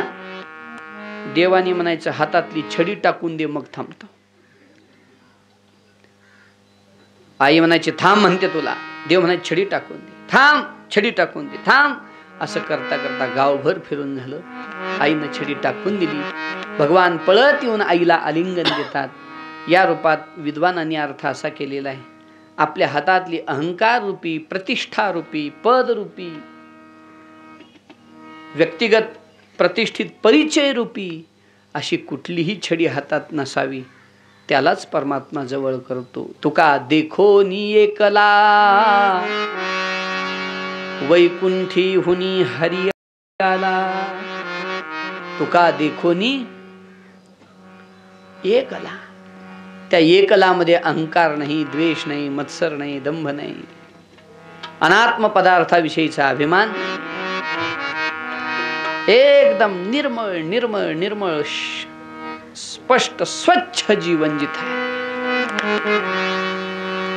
असं निखळ जीवन व्हावं. परमात्मा सहज हृदयात येऊन वस्ती केल्याशिवाय राहत नाही. यशोदामाईच्या लक्षात आलं यांना आलिंगन दिलंय म्हणजे लाडी गुडी लावायला आलिंगन दिलंय. आईनं सांगितलं कान्ह्या खूप ऐकलं तुझ्याविषयी, मनात कधीच वाटलं नाही तू खोड्या करत असशील म्हणून, पण आज पाहिलं. आता मात्र तू गावात राहायचं, गायी घ्यायच्या आणि वनाच्या दिशेनं जायचं. आता आज्ञाच अशी होती की गायी घेऊन वनाच्या दिशेनं जायचं. आईची आज्ञा शिरसा वंद्य मानून भगवंतांनी सर्व गोपाळांना सांगितलं, गोपाळांनो आईनं मला आदेश दिलेला आहे की आता गावात राहू नको म्हणाली आहे आणि आईची आज्ञा मला पालन करावी लागणार आहे. मी वनात जातोय. गोपाळ म्हणले देवा तू गावात नसशील तर आम्ही गावात राहून काय करा? जिथं तू असशील तिथंच आम्ही, तू जिकडं तिकडं आम्ही. सगळ्या गोपाळांचा हा भाव पाहिला. देवाने सांगितलं मग चला आता सर्वांनी एक काम करा, उद्या सूर्योदयाला सर्व गोपाळांनी आपापल्या गायी घ्यायच्या आणि वनाच्या दिशेनं प्रस्थान करायचं. सर्व गोपाळांनी देवाच्या या शब्दाला मान्यता दिली आणि सूर्योदय झाला की सर्व गोपाळ एकत्रित जमले. खूप प्रमाण आहेत, आता सगळ्याला ज्ञात आहेत. वेळ झालेली असल्यामुळे आता न लांबवता थोडक्यात विचार करणार आहोत आपण. सूर्योदय झाला. रोजचा देवाचा पोशाख वेगळा होता, पण आज आईनं काही वेगळा पोशाख देवाला चढवला. खाली पितांबर आहे, गळ्यात वनमाला, मोरपिसांचा मुकुट, कपाळभर चंदन लावलं, मध्ये कस्तुरीचं बोट, थोडीशी कस्तुरी लावली, छोटंसं घोंगडं त्याची पट्टी करून देवाच्या डाव्या खांद्यावर दिले. एक लांब की वेताची काठी, एक गायी इकडे तिकडे पांगल्या तर सगळ्या गोळा करण्यासाठी लागणार छोटंसं शिंग देवाच्या जवळ दिलं. आणि ते पूर्वी दोन्हीकडे पिशवी असायची, त्याला काय म्हणायचे, हडपी केली. एका बाजूने भाकरी बांधल्या तर एका बाजूने एक छोटंसं शिक तयार केलं आणि त्याच्यामध्ये दह्याचं एक मडकं दिलं, ते खांद्याला लटकवलं. वेताची काठी, एका हातात शिंग, मोरपिसांचा मुकुट आणि भगवान जेव्हा गायी सोडू लागले, कोमल देवाचे चरण आहे. व्रजमंडलात असेपर्यंत भगवंतांनी चप्पल घातली नाही बरं का. म्हणून आजही वृंदावन भूमीमध्ये काही महात्मे चप्पल घालत नाही. का? भगवान श्रीकृष्ण परमात्म्याने या भूमीत चप्पल घातलेली नाही. मथुरेतून भगवंतांनी चप्पल घालायला सुरुवात केली, पण गोकुळात वृंदावनात होते तोपर्यंत चप्पल नाही. देवाचे हे चरण, हे वैशिष्ट्य आहे वृंदावनाचं, हे कुठंच भेटलं नाही. हा लाभ कुठंच नाही. एक वृंदावन आणि दुसरं पंढरपूर. नामदेवरायाच्या कीर्तनात भगवान बिना चप्पलचं नृत्य करायचे वाळवंटात. नामदेव कीर्तन करी पुढे देव नाचे पांडुरंग. म्हणून पंढरीचं वाळवंट आणि यमुनेचं वाळवंट हे भगवंताच्या पदस्पर्शानं शोभान्वित झालेलं हे वाळवंट. भगवान निघाले गायी सोडून. देवाची पाठ मोरी आकृती आईनं पाहिली आणि पुन्हा देवाला बोल, इकडे कान्हा. आणि आता घर सोडून वनात जातोय, काही त्याला चुकीची बाधा होऊ नये म्हणून आईनं आपल्या तळपायाची माती काढली आणि देवाच्या गालाला लावली. काय कौतुक आहे. ज्यांच्या चरणाचं दर्शन मिळावं म्हणून किती लोक प्रयास करताय. तुकोबराय म्हणतात, देवाच्या चरणापर्यंत मोक्षाला सुद्धा पोचता येत नाही. का पोचता येते? तुकोबराय म्हणतात ना, तुका म्हणे मोक्ष राहे अलीकडे. तुका म्हणे मोक्ष राहे अलीकडे.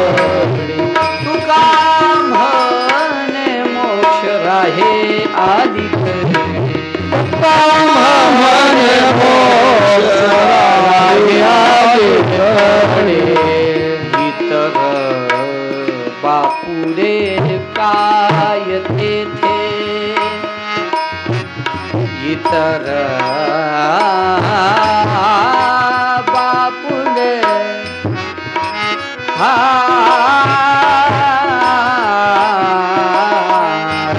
इतर इतर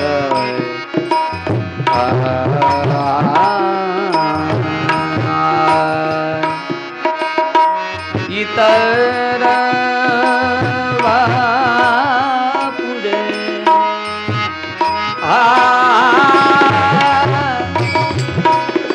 बापुरे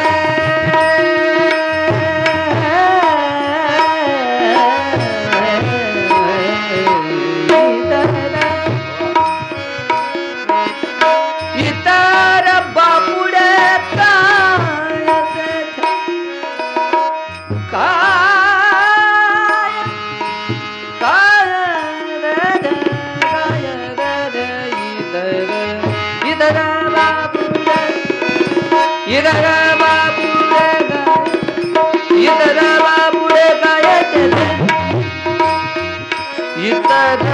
बापुडे गायते परिया दुर्लभ विठोबाचे पाय परिया दुर्लभ विठोबाचे पाय परिया दुर्लभ विठोबाचे पाय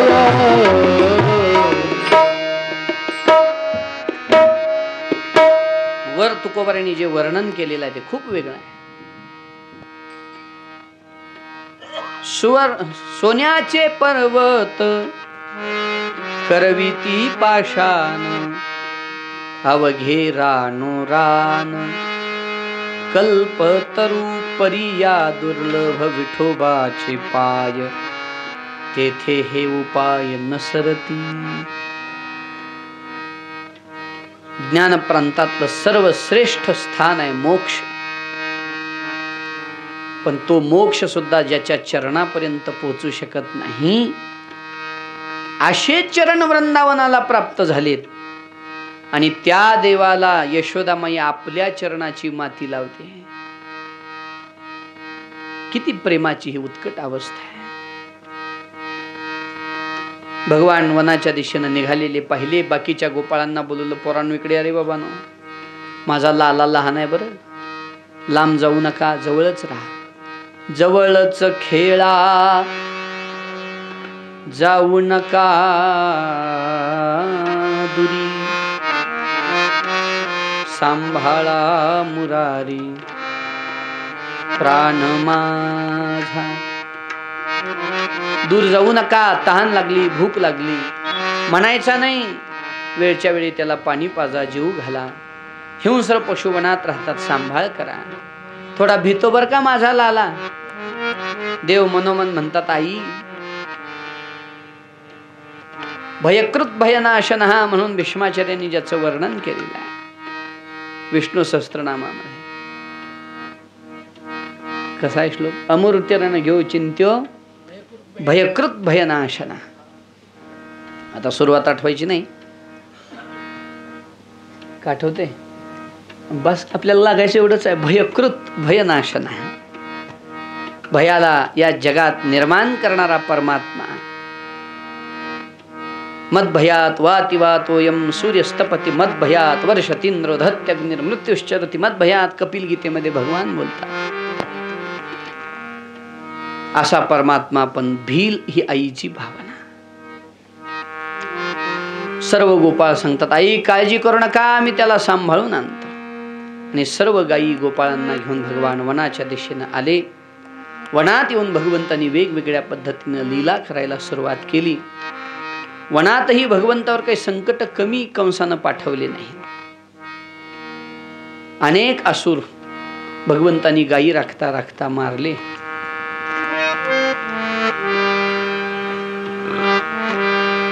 गायी राखताना प्रलंबासूर, अरिष्ठासूर, योमासूर, धेनुकासूर अशा अनेक असुरांचा वध भगवान करतात. वत्सासूर कालियाचा निग्रह करतात. कालियाच्या विषप्रभावानं यमुनेतल्या डोहामध्ये गायी वगैरे पाणी पिऊ शकत नव्हत्या. भगवंतांनी कालियाच्या मस्तकावर नृत्य करून कालियाचा निग्रह केला. त्याला एका विशेष स्थानात पाठवून दिला. भगवान अशी लीला वेगळ्या वेगळ्या पद्धतीनं करतात. एक दिवस गायी चारता चारता 2-3 डोंगर ओलांडून गेल्यानंतर एक वेगळाच पर्वत गुहा दिसायला लागते. भगवंताच्या लक्षात येतं की हे दुसरं तिसरं काही नाही, कोणीतरी कंसानं पाठवलेला असुर आहे. पण गोपाळ भगवंताच्या हाकेला साद न देता त्या गुहेत प्रवेश करतात. तो अघासुर होता. याआधी भगवंतांनी बकासुराचा वध केला, पुढे अघासुर अजगर भयानक विशाल शरीर, पर्वतासारखं शरीर गोळा करून ठेवलं, तोंड उघडून बसलेला, जणू ती एखादी गुहा आहे असं वाटत होतं. गोपाळांनी प्रवेश केला. भगवंत पळत मागून जातात आणि त्या अघासुराच्या मुखात प्रवेश करतात. अघासुरानं तोंड बंद केलं. गोपाळांची श्वासाची अडचण होऊ लागली. त्यावेळेला भगवंतांनी स्वतःची उंची वाढवली आणि अघासुराच्या मोक्षाची व्यवस्था केली, उद्धार केला. गिळिता अघासुर चिरोनी सांडिला. नळोबराय सांगतात की नाही, देवानी अघासुराला चिरलन, अघासुराचा उद्धार केला. तदनंतर भगवंतांनी वेगवेगळे खेळ गायी राखताना रोज खेळावे. इटी दांडू चेंडू लगुरी नाना परी खेळ मांडीला यमुनेचे तीरी. एक दिवस भगवंतांनी सर्व गोपाळांना सांगितलं, गोपाळांनो आज मात्र उद्या मात्र आपल्याला काला करायचा आहे. सगळ्यांनी येताना सामग्री घेऊन या. म्हणले देवा काय सामग्री आणायची? काही नाही, माझे आहे तैसे पाहे, नाही तरी घरा जाई, सोरोनिया माये नवनीत आणावे. माझं जसं दही दूध शिदोरी आहे तशी शिदोरी तुमची पाहिजे. एक गोपाळ म्हणला, देवा चांगले कोठोनी आणावे गोपाळा, आमचा दुबळा संसार. तुझं चांगलं आहे म्हणले, तुझी शिदोरी चांगली, निरुपाधिक शिदोरी आहे तुझी, शुद्ध सत्वगुणाची शिदोरी आहे, सच्चिदानंद शिदोरी आहे. आमचं काय? आमची शिदोरी जशी आहे तशी घे, नाहीतर आमचं वेगळं काम. देवानी म्हणलं तसं काही करू नका बाबांनो, जसा आहे तसा आणा, थोडा आणा पण चांगला आणा. इथे द्यावे तैसे घ्यावे, थोडे परी निरे व्हावे. थोडं द्या पण चांगलं द्या. गोपाळांनी सांगितलं, हा असं काही तर म्हणलं असतं ठीक आहे, माझ्या आहे तसे पाहिजे, कुठून आणावं आम्ही? तू सच्चिदानंद घन, आम्ही कुठून आणावी ही स्थिती? सगळ्या गोपाळांच्या या शब्दाला देवानी मान्य केलं. दुसऱ्या दिवशी आपापल्या घरून गोपाळ शिदोऱ्या आणतात, एका झाडाला लटकवतात, गायी चरायला सोडतात आणि खेळ खेळतात. सगळ्या गोपाळांना भूक लागते. देवाला कशाची भूक आहे? देवाला भूक लागते का? देवाला भूक लागत नाही, तहान लागत नाही. चिन्मय शरीर आहे त्याचं, त्याला काय होणार आहे? पण गोपाळ थकलेले दिसले. गोपाळांनी देवाला म्हणायला सुरुवात केली, देवा खांदी भार पोटी भूक, काय खेळायाचे सुख. काय खेळायचं सुख? पोटात भूक लागलेली आहे आणि आता काय खेळण्यात मजा राहिली नाही. तो का म्हणे आता खेळ मोडावा. देवाची हे शब्द मान्य केले. आपलं गोपाळांचे हे शब्द देवानी मान्य केले. सांगितलं घ्या शिदोऱ्या. सगळ्या शिदोऱ्या घेतल्या. देवानी त्या एकत्रित केल्या. सर्व गोपाळांना भोवताली गोल बसवलं. मध्यभागी भगवान उभे राहिले. आपली गायी राखायची वेताची काठी आणि शिंग डाव्या बगलेत धरलं. बासरी आपल्या कमरेला बांधलेल्या उपरण्यामध्ये खवली. डाव्या तळहातावर दही भाताचा गोळा घेतला आणि बोटाच्या सांदीमध्ये गाजर काकडी असे पदार्थ धरले. तत् फलान्यंगुलीशु. म्हणले बर अजून काय केलं, सर्व गोपाळांना भोवताली बसून मध्यभागी उभे राहिले. हसत हसत हसवत हसवत भगवान जो काला करतात स्वर्गातल्या देवादिकांना त्याचा मोह व्हावा असा शुकाचार्य त्याचं वर्णन करतात. बिभ्रद्वेनुं जठरपटयोः शृंगवेतये च कक्षे वामे पाणौ मसृणकवलं तत्फलान्यंगुलीषु तिष्ठन्मध्ये स्वपरिसुहृदो. सर्व सुहृद गोपाळांच्या समागमामध्ये हासयन्नर्मभिस्वैः स्वर्गे लोके मिशति बुभुजे यज्ञ भुग्बाल केले. समग्र यज्ञाचा यज्ञ भोगता परमात्मा त्या ठिकाणी साक्षात गोपाल वेशामध्ये काल्याचा प्रसाद ग्रहण करतो. स्वर्गातले देव त्याची अपेक्षा करतात. स्वर्गे लोके मिशति बुभुजे यज्ञ भुग्बाल केली. भगवंताने असा काला त्या ठिकाणी साजरा केला. हा काला म्हणजे समतेचं प्रतीक आहे. हा काला म्हणजे सामाजिक समतेचं दर्शन घडवणार आहे. देवानी काला करत असताना सर्व गोपाळांना एका पंक्तीत बसवलं. ही खूप विचार करायला लावणारी गोष्ट आहे. देवानी सामाजिक समतेची क्रांती 5000 वर्षापूर्वी आणली. माणसं म्हणतात धर्मानी माणसात मतभेद निर्माण केले, भेदभाव निर्माण केला. नाही, एक धर्म हे स्थान असं आहे जिथं तुम्ही आम्ही सगळे जात पात पंथ पद सगळं विसरून एका ठिकाणी बसतो. खरंय की नाही? हे एकमेव स्थान आहे. इथं एवढे जमलं, कोणाला कोणाच्या जातीशी घेणं देणं, कोणाला कोणाच्या कामाशी संपत्तीशी पदाशी प्रतिष्ठेशी काही घेणं देणं आहे. म्हणून परमार्थ तर समतेला समतेची क्रांती आणणारा परमार्थ आहे.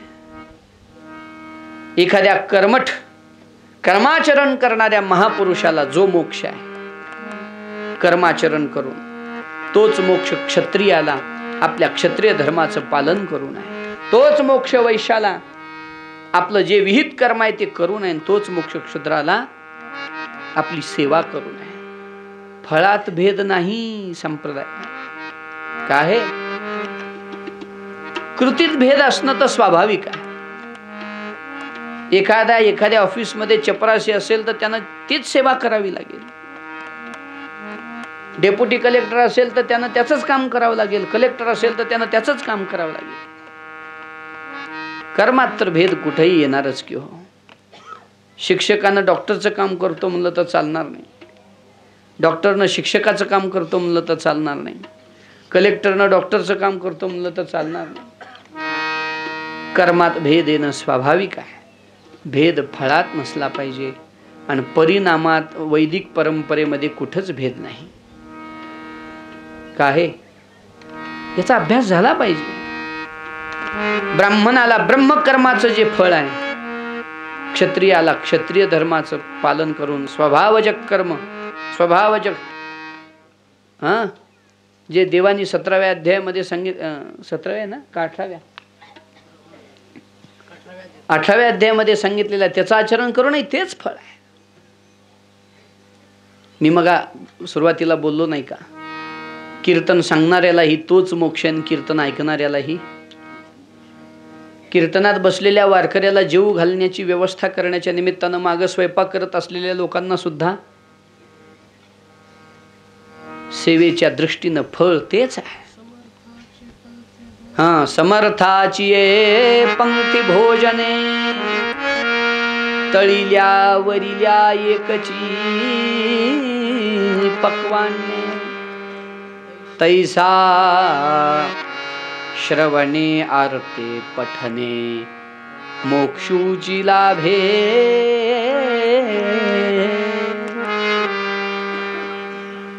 म्हणून समता तर खरी इथं समता. काही झालं तरी कर्मात समता येऊ शकतच नाही. काही येऊ शकते? तुम्ही काही करा, कर्मात समता येऊ शकत नाही. ज्याचं काम त्यांनाच करावं लागेल. मला पिटी वाजवा म्हणलं तर मी वाजवू शकत नाही.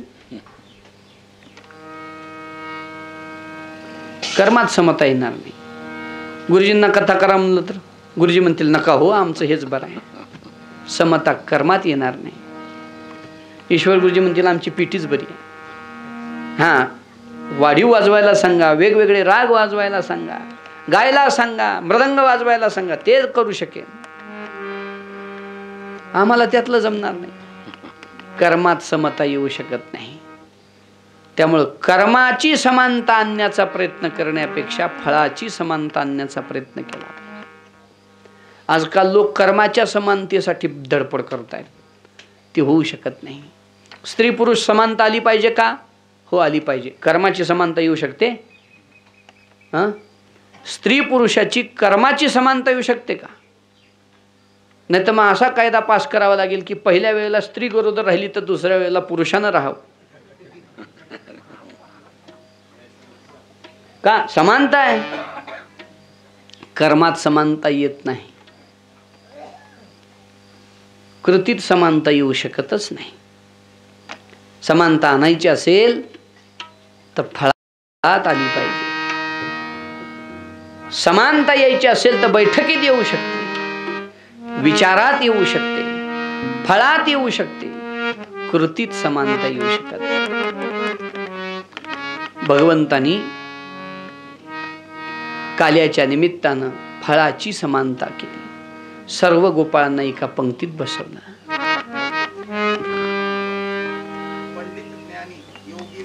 हा, पंडित ज्ञानी योगी महानुभाव एकची सिद्ध साधकार. ही फळातली समानता येऊ शकते. आणि ते भगवंतानी काल्याच्या निमित्तानं तो प्रसाद सर्व गोकुळवासियांना गोपाळांना दिला. ब्रह्मदेवाला त्या प्रसादाचा मोह झाला. ब्रह्मदेवानी विचार केला की आपण काला मागायला जाऊ. ब्रह्मदेव आले आणि सांगितलं, ए कृष्णा, काला दे मला. तुम्ही कोण आहात? ब्रह्मदेव जर म्हटले असते मी गोपाळ आहे तर देवानी काला दिला असता. ब्रह्मदेवाने म्हटलं मी ब्रह्मदेव आहे. देव म्हणले नाही, आम्ही देऊ शकत नाही काला. म्हणले का? कुठल्या तरी पदाचा वगैरे अहंकार घेऊन इथे येत असाल तर काला नाही. वाकुलिया ब्रह्मादिका उत्तम लोका दाखवू. पण तोच काला, काला वाटू एकमेका वाटू, पण ब्रह्मादिका वाकुल्या दाखवू का? अहंकार चालत नाही. ब्रह्मदेव म्हणले मला काला देत नाही. असा राग आला. गायी चरायला ज्या सोडल्या होत्या त्या सगळ्याच गायब केल्या ब्रह्मदेवाने. देवाच्या लक्षात आलं की ब्रह्मदेवाची काहीतरी चाल आहे. गायी शोधण्याच्या निमित्तानं देव गेले. इकडं गोपाळांनाही गायब केलं. देवाच्या लक्षात आलं की ब्रह्मदेवाची ही करणी आहे. म्हणून भगवंतानी आपल्याच शरीरातून जशा गायीन जसे गोपाळ होते ते प्रगट केले. तुकोबरांनी जय देवा कृष्णनाथा त्या आरतीमध्ये एक चरण दिलेला आहे बघा.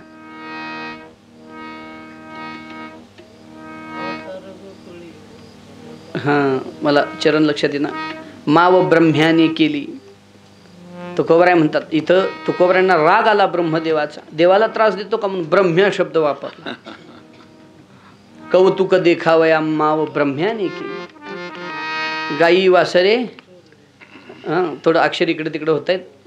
गायी वासरे सर्व चोरून आणली ब्रह्मदेवाने. किंवा निळवराय म्हणतात ना, आणि एक येणे नवलाव केला, काला वाटिता विधाता ठकविला, भाग निदिता तो वत्स गोवळ घेऊन गेला, मग तैसाची आपण येथे होऊन या ठेलाव.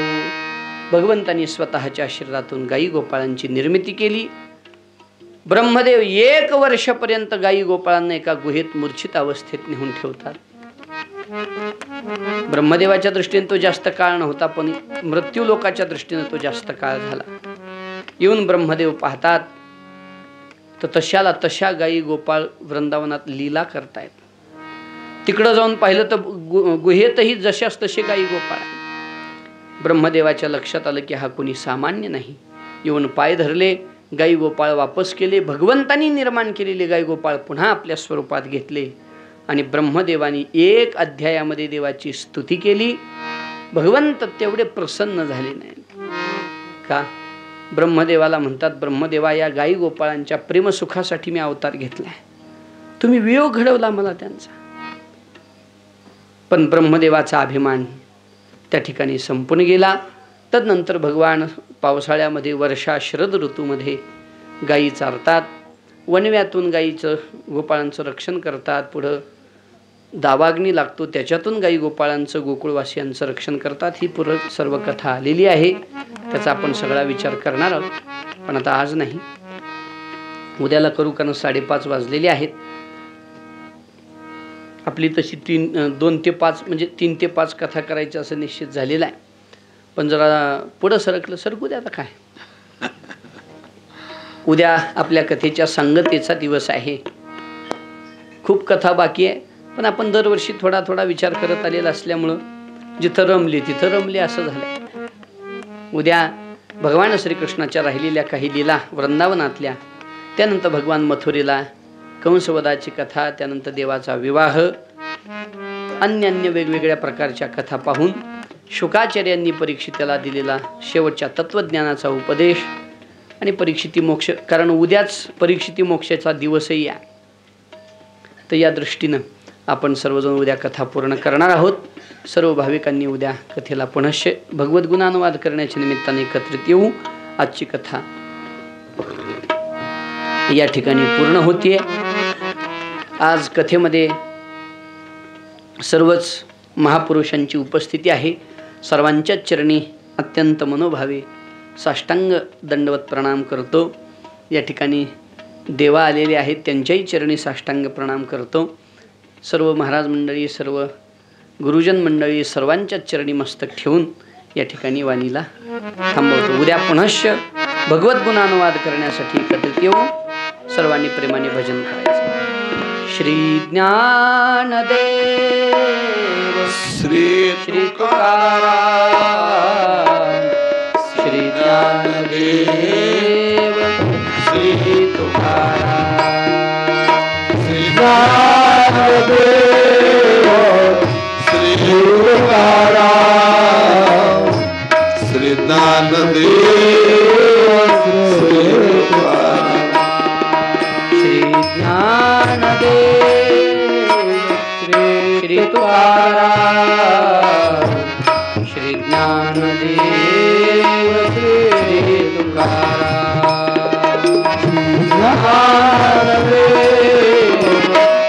श्री तुकाराम, ज्ञानदेव श्री तुकाराम, ज्ञानदेव श्री तुकाराम, श्री ज्ञानदेव श्री तुकाराम, ज्ञानदेव श्री तुकाराम, श्री ज्ञानदेव श्री तुकाराम, ज्ञानदेव श्री तुकाराम, श्री ज्ञानदेव श्री तुकाराम, श्री तुकाराम, श्री ज्ञानदेव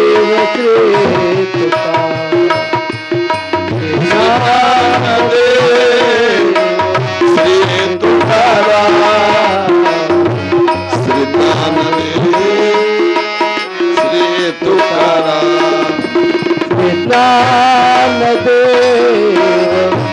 श्री तुकाराम, श्री ज्ञानदेव श्री तुकाराम, ज्ञानदेव श्री तुकाराम, श्री ज्ञानदेव श्री तुकाराम, श्री ज्ञानदेव श्री तुकाराम,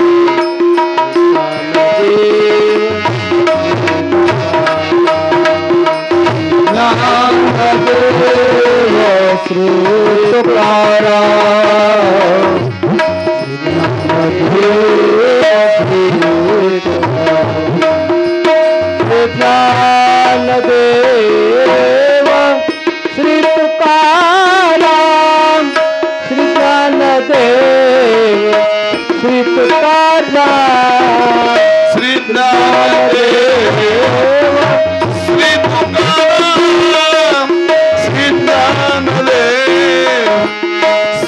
तुकाराम श्री ज्ञानदेव श्री तुकाराम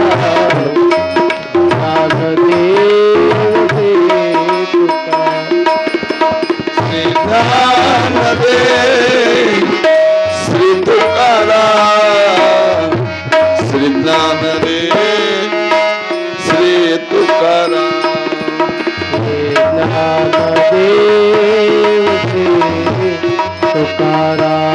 श्री ज्ञानदेव श्री तुकाराम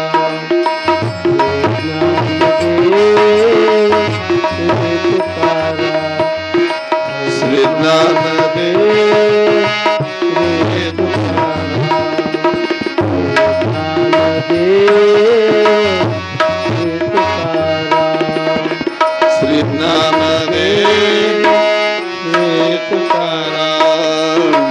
ज्ञानदेव श्री तुकाराम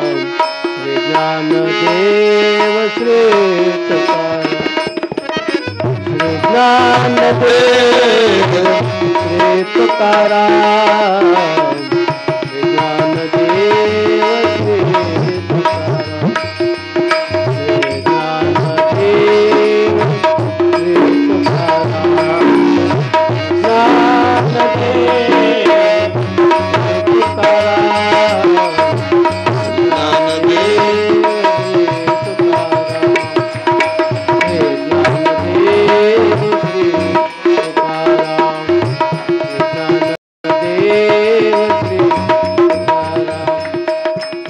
ज्ञानो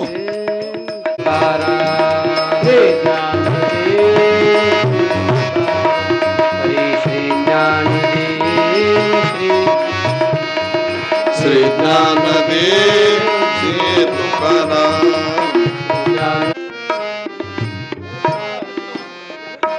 जय हो जय श्री भागवता आरती करू तुझ भगवंता श्री शुक मुनीने परम भक्तीने नाना परीने गायले जा हरिचरिता आरती करू तुझ भगवंता वेद व्यासे मधुर फळ स्वादुर से जे ज्वाला आत्मा राम मुनी सकळ सेवनी झाले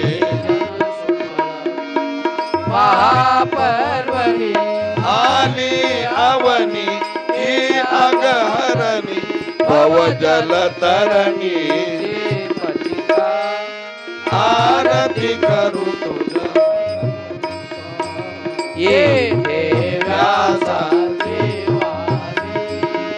सातक हरि गुण शास्त्र पुराणे मुकुट मणि परम प्रेम व्रत जननी राज सेविता भाविक भक्त उदार दाता मोक्ष तत्वता दे आदा आरती करू गमते जनु मानस तीर्थ द्वादश सोपाने युक्त निर्मल भक्ति जले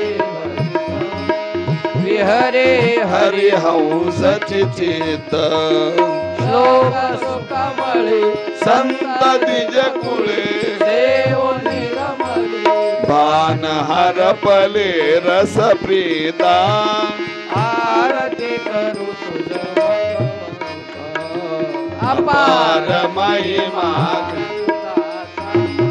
वदवे ना कोणाचा प्राणची कीर्तनकारा मेवा कविवर संताचा जन्मोधाचा स्वयं प्रभेचा द्वादश कळीचा रवी अंतरिता तमहारता आरती करू तुझ भगवंता ग्रंथ नवे हा श्रीकृष्ण गीते वेदे मन पूर्ण अनन्य होता या चरण खचित टळे जन्म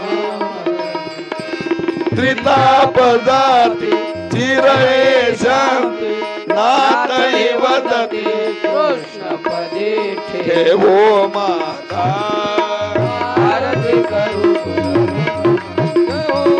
जय हो जय श्री भागवत आरती करू आरती ज्ञान राजा महाकैवल्य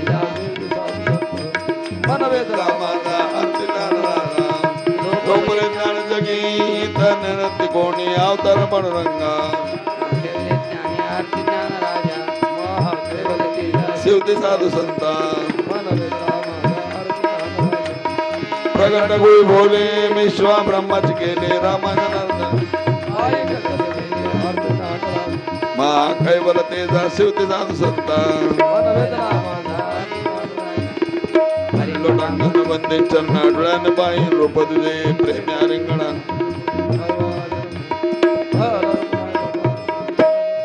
मागणी दे हे देशील रे पाहे पांडुरंगा या संतास निर्हे समजल्याने काही न मागो देवा तुझं कामने आता उदार तू होई मोजते ज्ञानदेव फुलं घ्या फुलं काढून ज्ञानदेव तुकाराम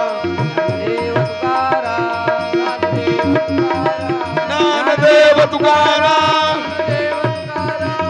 संत श्रेष्ठ या यूट्यूब चॅनलवरील नवनवीन व्हिडिओज पाहण्यासाठी चॅनलला सबस्क्राईब करायला विसरू नका. शेअर लाईक नक्की करा.